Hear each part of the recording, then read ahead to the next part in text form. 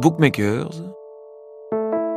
Les écrivains au travail par Richard Guettet Sur Arte Radio. J'ai pris de l'Espagne son goût du baroque, sa tendance à l'excès, ses églises sévillanes et son parc Güell. J'ai pris de la France son goût de la mesure, son goût de la clarté, son goût du bien-dire et des belles tournures. J'ai pris de l'une Cervantes, Quevedo, le duende, le flamenco. De l'autre, j'ai pris Blaise Pascal, Saint-Simon, Chevillard et l'art de converser. J'ai pris de l'une ses saintes et de l'autre ses fous. J'ai pris de l'une son tragique et de l'autre sa voltairienne ironie. Et plutôt que de choisir une rive au détriment de l'autre, je me suis mise, peu à peu, à nager entre les deux. Cette nage entre deux rives est un sport que je me permets de recommander aux enfants comme aux adultes. Il ne demande que de la patience, quelques séances d'entraînement et de nombreuses, d'inlassables rêveries.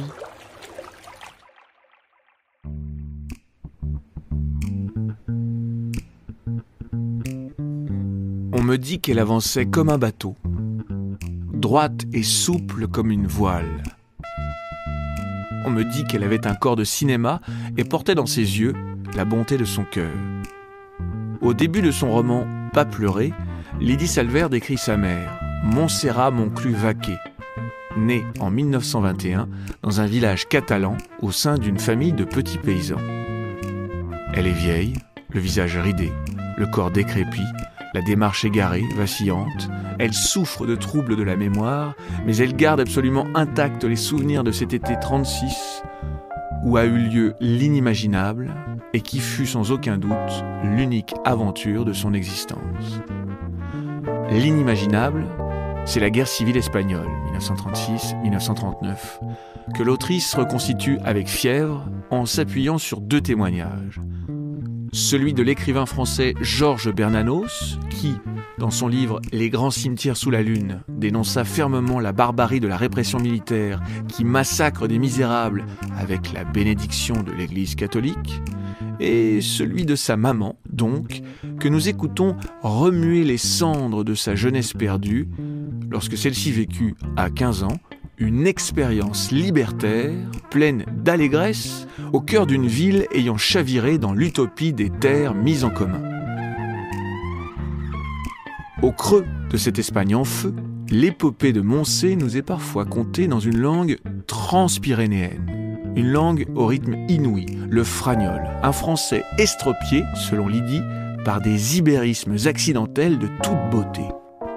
Publiée en 2014 aux éditions du Seuil, cette autobiographie par anticipation fictive, selon la formule du critique Dominique Viard, qui narre la rencontre de ses parents, leur engagement auprès des Républicains et, in fine, leur exil forcé et leur installation en France dans des conditions extrêmement précaires, fut sacrée du Goncourt et s'écoula à 410 000 exemplaires. Au cours de ce troisième et dernier épisode, nous allons voir ce qu'il faut de joie et de travail pour ne pas pleurer.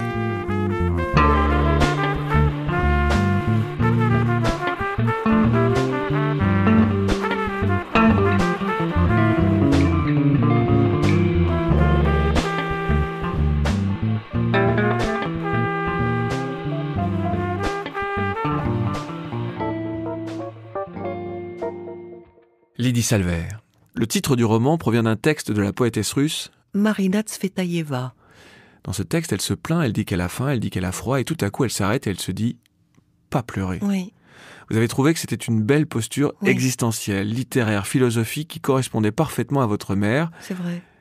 Elle ne pleure pas en dépit d'une vie très modeste, et surtout d'une fin de vie difficile, puisqu'elle est atteinte de la maladie d'Alzheimer. Comment, Lydie Salvert, vous mettez-vous au travail pour ce texte ? Par quoi commencez-vous ? C'est la lecture de Bernanos qui me jette immédiatement dans Pas pleurer, parce que, par un préjugé imbécile, j'ai l'œuvre de Bernanos trop éloignée de moi, trop étrangère à moi, puisque catholique profond, ayant milité au Croix de Feu, là-dessus royaliste, bref, je me disais, ça n'est pas pour moi. Et par je ne sais quel hasard, j'ouvre Les grands cimetières sous la lune. Publié en 1938, qui dénonce violemment les répressions franquistes, des massacres de masse, des fusillades d'opposants soutenus par le clergé. C'est un pamphlet qui étonne, y compris les gens de son époque, de la part de quelqu'un qui vient de l'extrême droite, de l'Action française, d'un catholique pratiquant. J'étais tellement bouleversée par ce qu'il y dit, par la violence qu'il y décrivait, que je n'avais lu nulle part ailleurs. Et pourtant, j'avais lu Hemingway, j'avais lu Malraux, j'avais lu Claude Simon, j'avais lu Orwell. Mais ce qu'il décrit de la terreur que font subir les franquistes, avec la bénédiction des prêtres sur les pauvres républicains, c'est là que je le découvre. Des hommes frappent à coups de crosse à la porte du suspect. Ils se précipitent dans le salon endormi, fouillent avec des gestes hystériques les tiroirs de la commode, pénètrent d'un coup de pied dans la chambre conjugale et intiment à l'homme, réveillé en sursaut, l'ordre de les suivre pour une vérification. L'homme, qui essaie tant bien que mal de s'habiller, est poussé vers la sortie, ses bretelles dépassant sous les pans de sa chemise et arraché des bras de sa femme qui pleure. « Tu diras aux enfants que je... » À coups de crosse dans le dos, on le fait grimper à l'arrière d'un camion où d'autres hommes, silencieux, sont assis tête baissée. Le camion s'ébranle, puis le camion quitte la route pour s'engager sur un chemin de terre. On fait descendre les hommes, on les aligne, on les abat. Pendant des mois, écrit Bernanos, des équipes de tueurs, de village en village, abattent froidement des milliers d'individus jugés suspects. Comme si de rien n'était, des prêtres distribuent à leurs ouailles des images de la Sainte Croix entourées de canons. Ma mère en conserve une dans sa malle à photo. Comme si de rien n'était, l'épiscopat espagnol vendu aux meurtriers bénit la terreur. Et comme si de rien n'était, toute l'Europe catholique ferme sa gueule. Devant cette hypocrisie immonde, Bernanos éprouve un dégoût innommable. J'éprouve le même, des années après. Le livre refermé, je vous assure que c'est vrai. J'ai écrit la première phrase de Pas pleurer.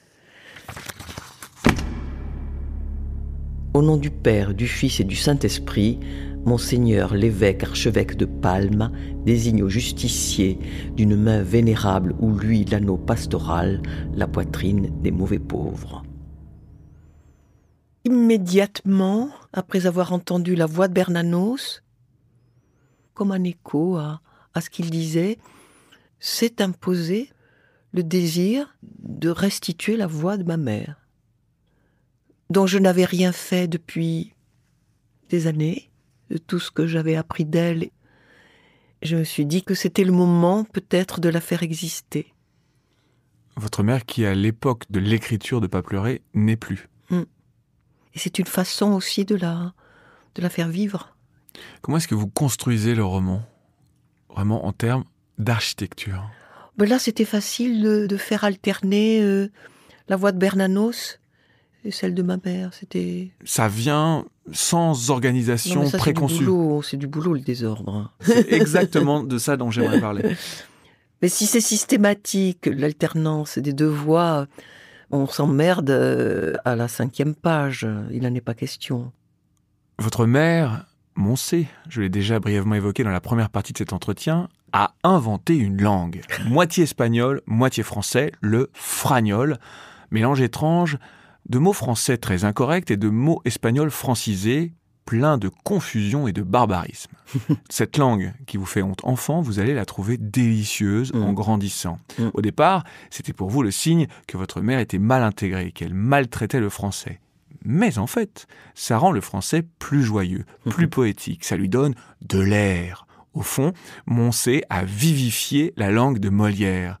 Vous voyez carrément votre mère comme votre premier grand écrivain. Elle invente sa langue comme un écrivain devrait le faire avec la sienne. Je précise que votre père avait, lui, beaucoup de réticence face au français.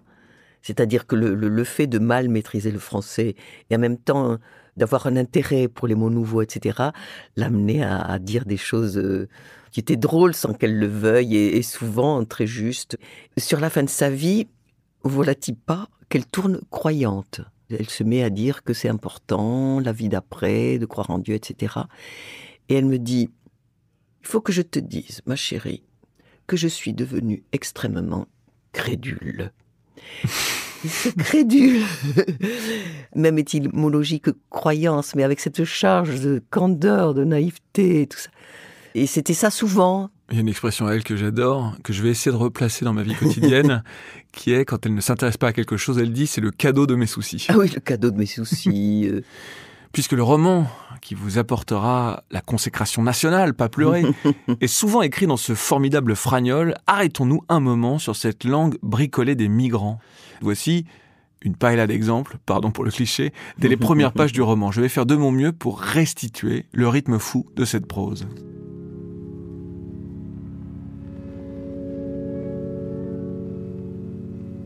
Le 18 juillet 1936, ma mère, accompagnée de ma grand-mère, se présente devant Los Señores Burgos, qui souhaite engager une nouvelle bonne, la précédente ayant été chassée au motif qu'elle sentait l'oignon.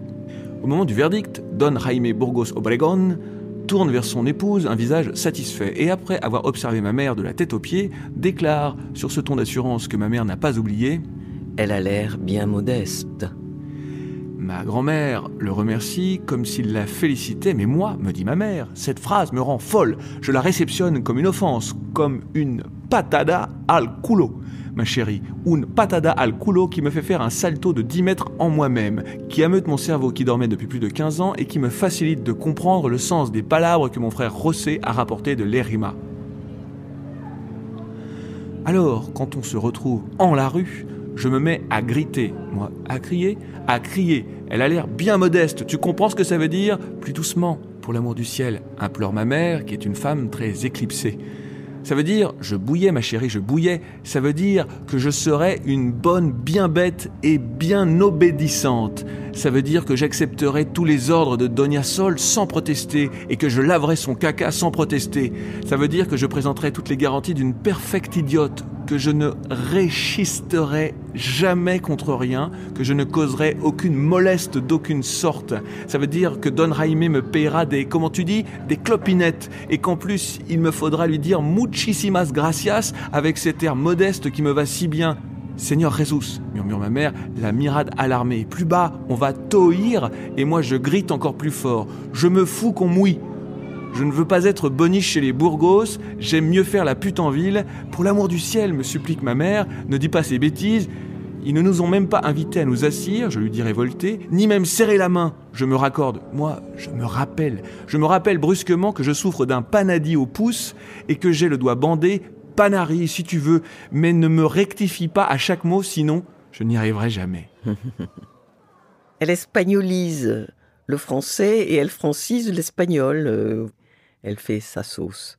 Comment construisez-vous cette page ? Combien de fois la reprenez-vous pour obtenir le juste équilibre ? Juste un exemple. Obéir, en espagnol, obedecer. Obéissant, obéissante. Il y a des étymologies communes et des déclinaisons. C'est pas très difficile. Il y a les choses qui s'imposent, qui jaillissent. Et puis le retravail obligatoire une fois que la phrase est dans le sac.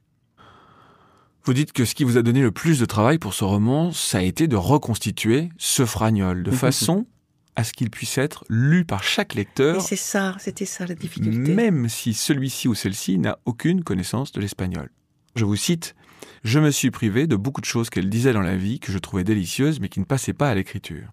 J'ai une amie qui a essayé de lire votre roman, intéressée par le sujet, mais ne parlant pas espagnol, elle a laissé tomber.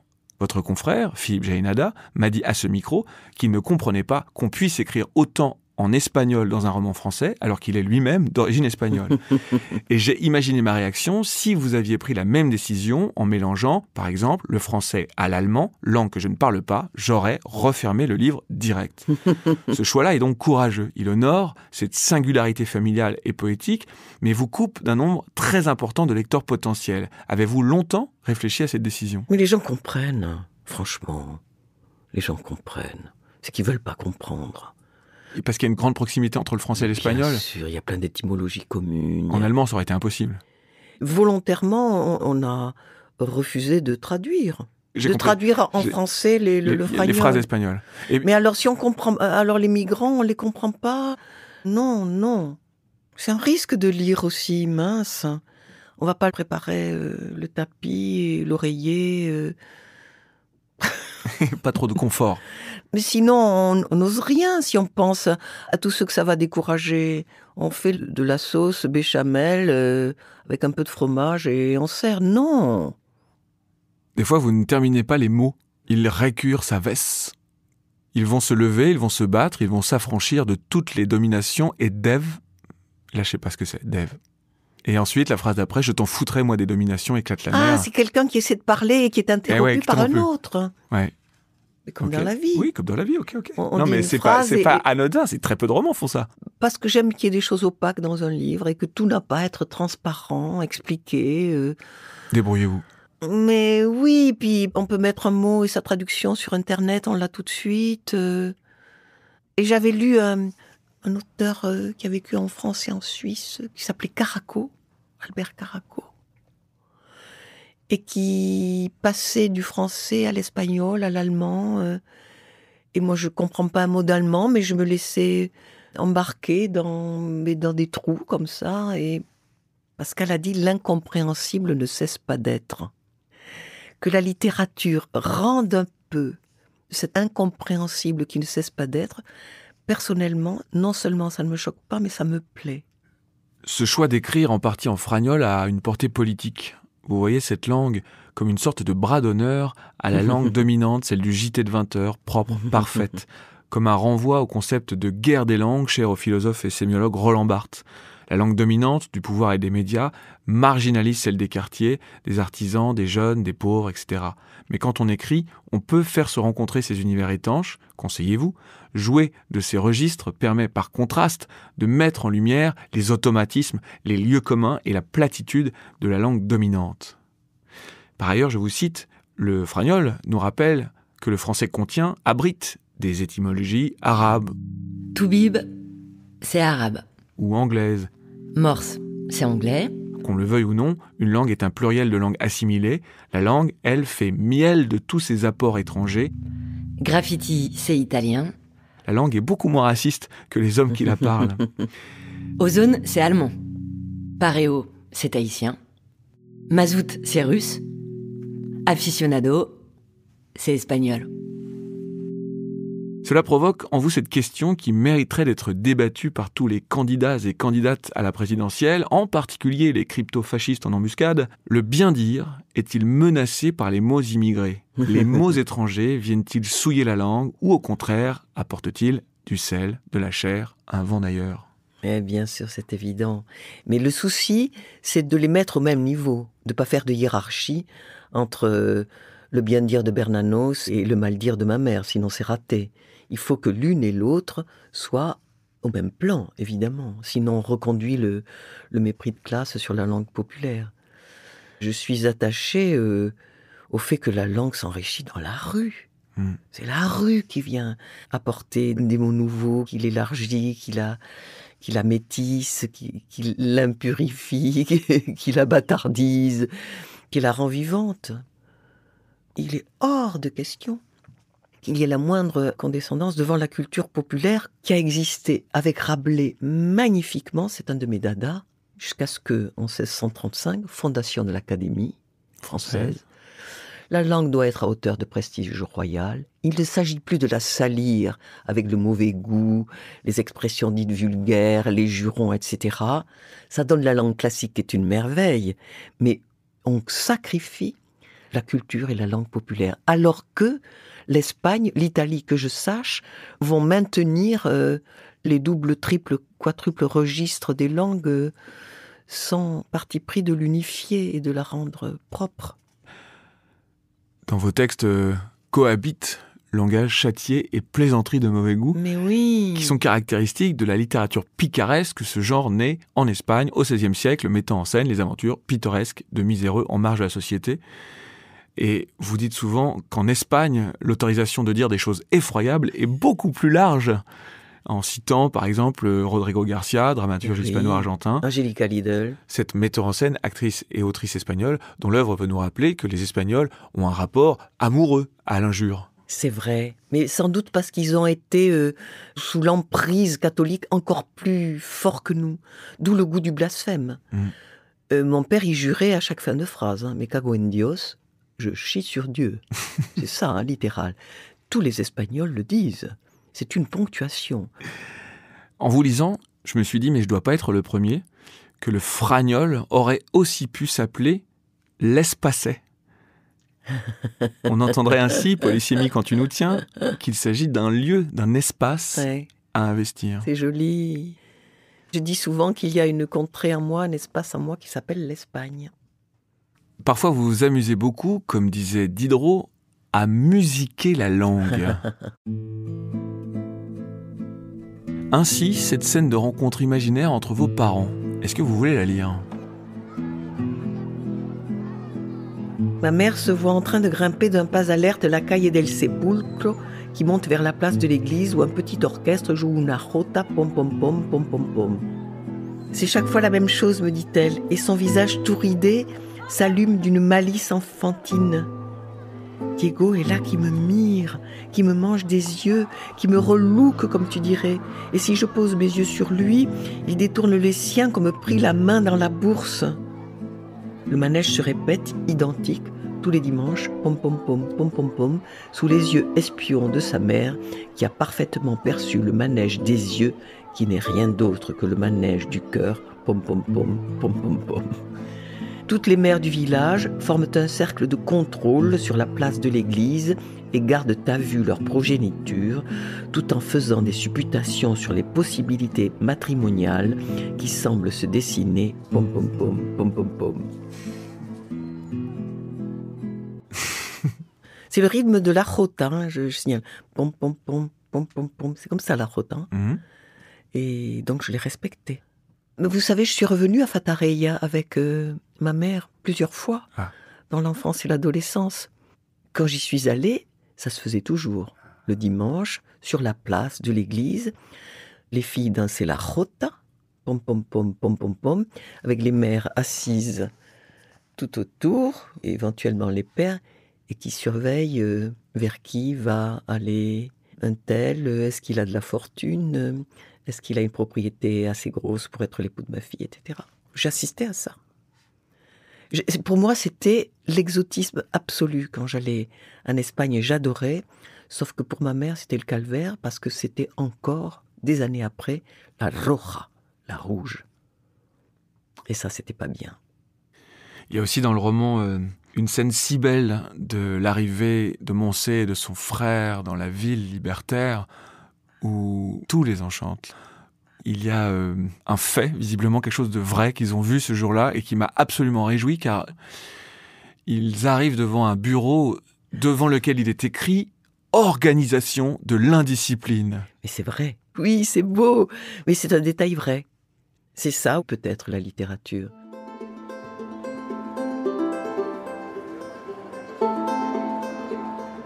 Montse, Rosita, José et Juan arrivent le soir du 1er août dans la grande ville catalane où les milices libertaires se sont emparées du pouvoir. Et c'est la plus grande émotion de leur vie. Des heures inolvidables, me dit ma mère, et dont le raccord, le souvenir, ne pourra jamais m'être retiré. Nunca, nunca, nunca. Les cafés sont bondés, les magasins ouverts, les passants qui déambulent semblent saisis d'une sorte d'ivresse, et tout fonctionne formidablement, et comme en temps de paix. Seules les quelques barricades encore dressées et les églises détruites avec leurs seins de plâtre jetés devant leurs porches viennent leur rappeler que la guerre sévit. Ils parviennent sur les Ramblas. Une ambiance impossible à décrire, impossible, ma chérie, de t'en communiquer la sensation vivante pour qu'elle taille en plein cœur. Je crois qu'il faut l'avoir vivi pour comprendre la commotion, le choc, la révélation. Les orphéons, les fanfares guerrières, les fiacres à chevaux, les drapeaux aux fenêtres, les banderoles tendues d'un balcon à l'autre qui déclarent la mort au fascisme, les portraits géants des 3 prophètes russes, les miliciens en armes qui roulent des mécaniques avec au bras une fille en pantalon. Elle entend pour la première fois de sa vie des langues étrangères. C'est un plaisir de l'âme, car il y a là une foule panachée de jeunes gens venus de tous les coins du monde pour soutenir l'armée républicaine. Des Américains qui font 2 fois la taille de son frère, des Anglais à la peau laiteuse et aux lèvres roses, muy feos, des Italiens aux cheveux luisants, des Suisses, des Autrichiens, des Français, des Allemands, des Russes, des Hongrois, des Suédois. On parle fort, Allez savoir pourquoi, l'Espagnol pense qu'il a toujours affaire à des sourds. On fume, on rit, je suis saoul, on se dit tu sans se connaître.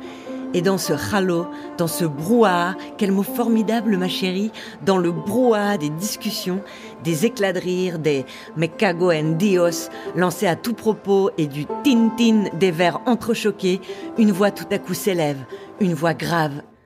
Lydia, serre-moi une anisette, ma chérie. À cette heure-ci, por favor, une gouttelette. Et comme j'hésite, je vais mourir demain et tu veux m'empêcher de boire une anisette ? La vie est joviale, je l'aime. Elle découvre en un seul soir l'existence de l'eau courante, chaude et froide, des WC avec chasse d'eau et couvercle rabattable, des ampoules électriques dans chaque pièce, des réfrigérateurs, des pendules, des thermomètres muraux, des téléphones en ébonite, bref, de l'extraordinaire, de la féerique, de l'incomparable beauté du confort moderne. Elle est émerveillée par les épais tapis de laine, les porte-toast en argent, les voluptueux canapés de cuir et les portraits encadrés de momies moustachues. Mais ce qui lui paraît le comble absolu du chic, c'est une cuillère d'argent pourvue d'un manche à ongles droit et destinée à recueillir le sucre en poudre. Cette munificence l'enchante. Le seul fait de prendre un bain la fait exulter. Elle mange du beurre pour la première fois au petit déjeuner. Un délice. On dit beurre ou beurre, ma chérie ? Vous restituez tous ces souvenirs, si j'ose dire, de mémoire. Avez-vous enregistré votre mère de son vivant ? Non. Vous auriez pu ? C'était là, j'ai qu'à me faire marcher la mémoire, j'ai qu'à me souvenir. Et est-ce que ça veut dire qu'elle vous a beaucoup raconté ces histoires ? C'est-à-dire que pendant les premières années, on baigne, comme vous l'avez dit au début, dans cette presqu'île espagnole au sein du village français. On ne voit que des réfugiés politiques espagnols. La langue qu'on entend, c'est l'espagnol. Ça fait partie de nous, de notre quotidien. J'ai tendance, enfant, à dire qu'ils me barbent avec leurs histoires de guerre. Et c'est plus tard que je vais essayer d'en savoir plus sur le départ, sur la guerre, sur la retirada, sur l'arrivée en France, etc. Les souvenirs de Moncé, la vraie Moncé, enfin votre mère, se sont déclenchés, je crois, quand elle a vu à la télévision Nicolas Sarkozy se faire vertement apostropher par un syndicaliste, le temps d'un discours révolté, impétueux, qui ne plie devant personne, qui ne se soumet pas au système, et ce syndicaliste lui a rappelé son frère. Est-ce que cette histoire est vraie ? Oh là là, ma mère m'avait dit « Ves, es mi hermano ». C'est mon frère. Le frère de votre mère, Giuseppe, né dans un village où les paysans vivent de la même manière depuis des siècles, avec de gros propriétaires terriens qui les traitent mal. Il se rend, on l'a dit tout à l'heure, en juillet 1936 avec Moncé, dans la ville de Lérida, en pleine insurrection libertaire, une ville qui vit de manière autogérée, sans pouvoir central, sans église, sans bureaucratie, sans argent, sans police. Cela ne dure que quelques mois, mais pour le frère et la sœur, c'est un enchantement, un miracle. Oui. Et ils vivent l'utopie, réalisée, pour une fois. 4 hommes entourent un brasier dans lequel un 5e jette des liasses de billets. Et personne n'a l'idée de les en empêcher. Personne n'a l'idée de s'emparer de cette manne et personne ne s'indigne. J'écoute ma mère et je me demande une fois encore, car depuis qu'elle me raconte son été prodigieux, c'est la même question qui revient. Je me demande, qu'est-il resté en elle de ce temps, aujourd'hui impensable, où des hommes brûlaient des liasses de billets pour dire leur dédain de l'argent et des démences qu'il engendre. C'était ça le point de départ de la guerre civile espagnole, le désir de faire se réaliser ces utopies qu'on pensait impensables. Je pense, Lydie Salvert, que le moment est très bien choisi pour aborder, pour de bon, Don Quichotte. Vous venez de consacrer à Don Quichotte un essai vibrant, rêvé debout via 15 lettres écrites à Cervantes, d'abord sur le temps du reproche, de la critique, avant de glisser vers la déclaration d'amour enfiévrée. le Quichotte, qui élargit la réalité, qui nous incite à injecter des utopies dans le réel, à nous cabrer contre toutes les injustices, à tendre la main aux nécessiteux selon le code d'honneur des chevaliers errants. Le Quichotte, animé par une infatigable force d'insurrection, scandaleuse et inflexible, ce mangeur de lions à la lance brisée, qui remonte sans cesse sur son cheval pour hurler « Fini les divagations qui n'engagent à rien, place à l'action, réglons les querelles, lavons les injures, défendons les jeunes filles abusées, livrons bataille aux canailles. » Le Quichotte qui vous inspire ces axiomes: 1. Pas de littérature sans liberté. 2. Pas de liberté sans courage. 3. Pas d'écrivain sans courage. Vous avez dit essai, je suis pas sûre que ce soit un essai. En tout cas, ce n'est pas un roman, mais alors qu'est-ce que c'est? Pourquoi? C'est un roman en lettres, qu'est-ce qu'on s'en fout? Les genres. C'était un roman sans intrigue. Et alors? C'est un roman immobile. Et alors? Ce sont des lettres dans lesquelles vous parlez, vous, Lydie Salver. J'aime pas, moi j'ai pas fait un essai. Franchement, je vous embête. En quoi est-ce un roman? Je m'en branle, moi, des catégories. Si on s'en fout des catégories, quelle importance de dire que c'est un roman? Mais... Oui, très juste. Mais parce que je suis romancière et que mon truc, c'est pas l'essai. Mais vous n'êtes pas que romancière. Marcher jusqu'au soir, c'est pas un roman. Mais moi, j'appelle roman. Alors que tout est vrai. Oui. Je me vis tellement pas comme une essayiste, vous voyez, en train d'analyser sérieusement telle et telle chose. Et pourtant, le livre est une analyse passionnante, passionnée du Quichotte. Mais c'est en même temps... Vous n'y apportez aucune fiction. C'est exactement votre ressenti de la lecture de ce chef-d'œuvre, avec toutes ses nuances. Mais je brode. Bah oui, mais comme les essayistes ne sont pas que d'enquiquinants universitaires. Bon, si vous voulez me faire essayiste, faites-le, mais moi je suis pas bien dans la peau d'un essayiste.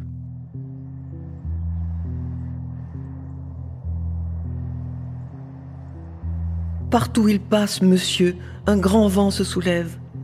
Partout où il passe, où il déferle, devrais-je dire, partout le sommeil menace, il bouscule, il interroge, il inquiète, il surprend, il secoue les évidences, fait trembler les repères, délie les langues, mobilise les affects, déstabilise les routines, avive les soifs, crée des appels d'air, et ce que Guy Debord, un penseur cher à ma génération, appelait des situations.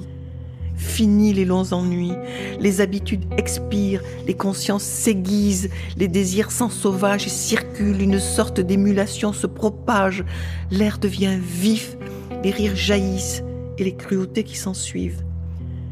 Qu'il pénètre dans une auberge ou au beau milieu d'un champ, sa présence vient aussitôt secouer et parfois à son corps défendant la plate monotonie des choses. De nouveaux agencements se créent entre protagonistes, de nouvelles forces émergent et la vie surgit, l'indispensable vie avec son bouillonnement, son imprévisibilité, ses contradictions, sa noirceur, ses tremblements et ses promesses.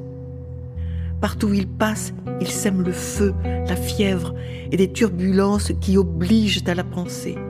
Partout où il passe, il éveille des esprits qui pataugeaient dans leur mare, aiguillonnent les débats, souffle sur les braises, allume les passions dormantes, suscite chez les autres le plaisir de ce qui est neuf, osé, dangereux, en un mot, l'aventure. Artiste du tumulte, il emporte avec lui, au cœur de l'ouragan, les gens, les bêtes et tout ce qui, avant son arrivée, vivotait dans un soporifique ennui. Ça, c'est ce qu'on appelle une déclaration d'amour à la littérature. Absolument. Je suis contente que vous le disiez.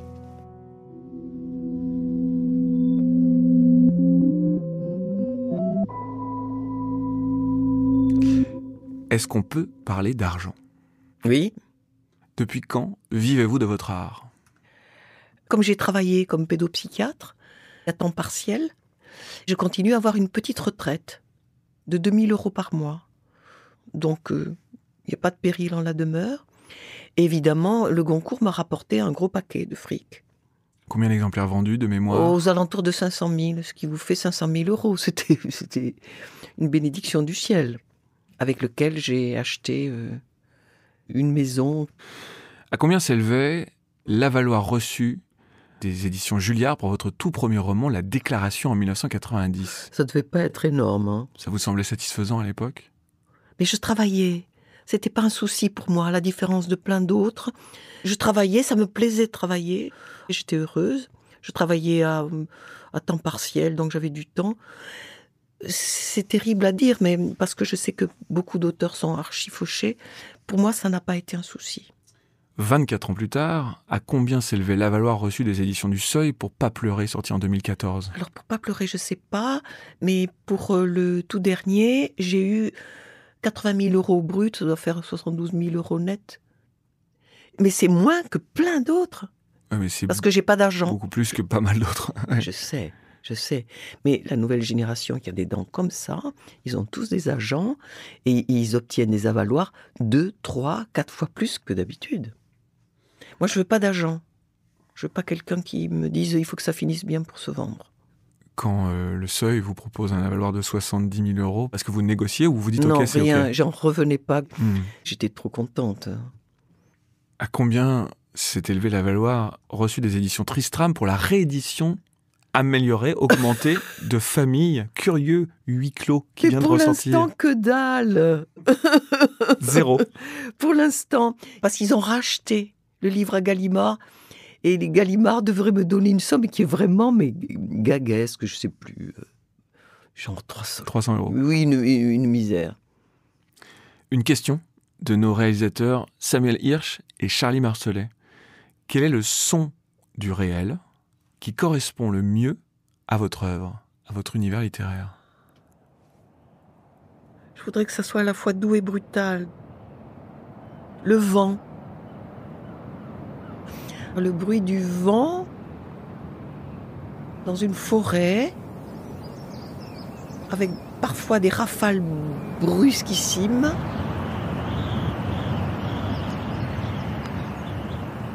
Et qui parfois, dans les prairies, se calment. Et d'ailleurs, j'ai appris, figurez-vous, que les oiseaux ont des rythmes musicaux qu'ils accordent entre eux. Oh, vous vous rendez compte ? C'est-à-dire que la nature produit non pas du bruit, mais une musique.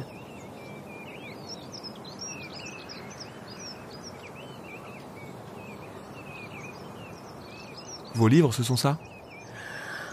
Ça me plairait qu'ils soient comme le vent et qu'ils nous emportent. Comme le Mistral certains jours, qui vous pique, qui vous secoue.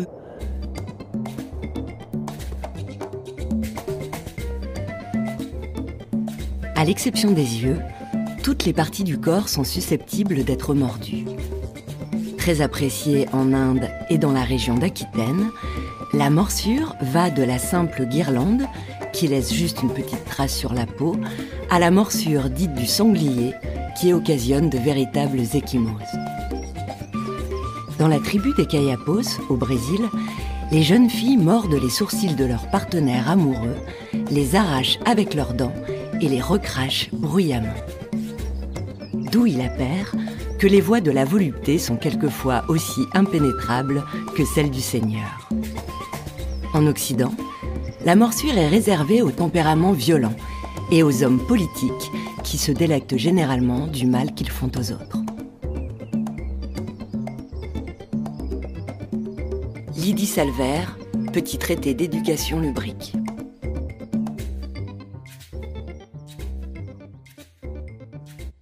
J'ai une dernière question. Simultanément à la réception du Goncourt, Oui. on vous a diagnostiqué un cancer. Oui. Par la suite, vous avez écrit « L'un des rares bénéfices de la maladie, quand elle s'ajoute à l'âge, c'est de jeter à bas tous les masques. » Quel conseil faudrait-il donner à de jeunes écrivains pour qu'ils brisent d'eux-mêmes les masques sociaux, la tentation de la posture, pour apparaître dans leurs livres au plus près, au plus vulnérable, au plus vrai, sans avoir à souffrir de la maladie? Si c'est la menace de la mort qui doit amener cette sagesse, franchement, je ne peux pas le conseiller. Alors justement, pour leur faire gagner du temps en quelque sorte, qu'est-ce qu'ils devraient faire? Non, il n'y a que ça. Il n'y a que ça. On vous dit, vous avez un cancer avec des métastases, ou vous dites, je suis cuite, et ben, ça change votre rapport, je peux vous dire, du jour au lendemain. Moi, je me croyais immortelle, avant. Je me croyais immortelle. C'est-à-dire, je pensais pas à transmettre, Donc, il faut la faire, cette expérience, et Je souhaite le plus tard possible aux uns et aux autres, et tant pis s'ils restent dans leur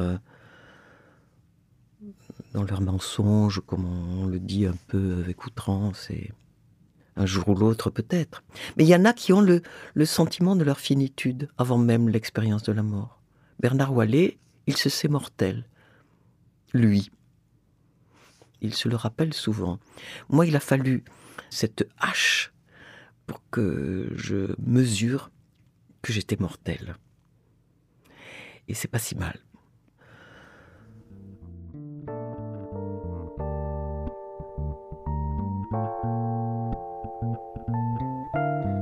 C'est la mort qui console, hélas, et qui fait vivre.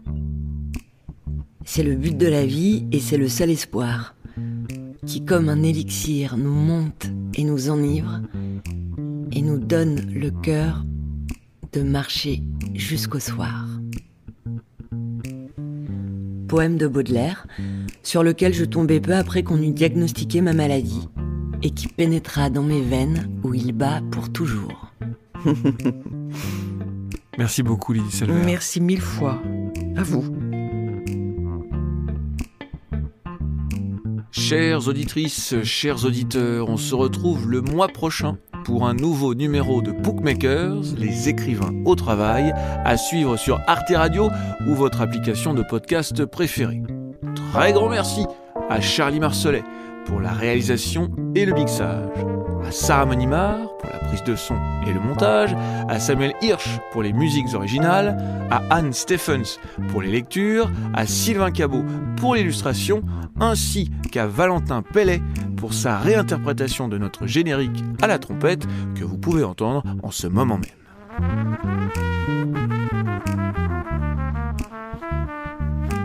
Le mois prochain, je recevrai avec bonheur l'un de mes vieux maîtres, Bayon.